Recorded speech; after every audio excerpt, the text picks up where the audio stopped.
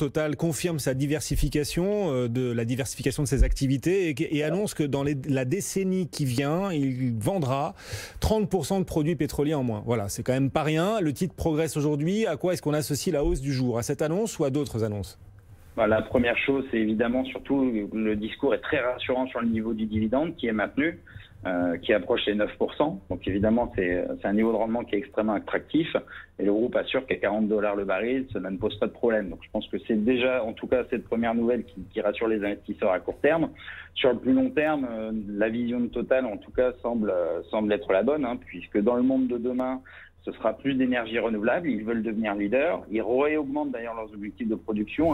Ils avaient annoncé lors d'Investor Day 2019 en passant à 35 gigawatts pour 2025 contre 25 initialement. Donc ça, on voit clairement dans quel sens ils vont. Et puis le gaz qui restera évidemment une énergie indispensable puisque peu émettrice de CO2 et surtout qui permet de compenser les problématiques de production intermittente des énergies renouvelables. Donc voilà, donc une stratégie claire, un positionnement qui nous semble en tout cas efficace et qui, contrairement à d'autres majors qui restent sur simplement des réductions de coûts, on voit que le groupe semble se projeter en tout cas sur le monde de demain. Total aujourd'hui termine deuxième plus forte hausse du marché.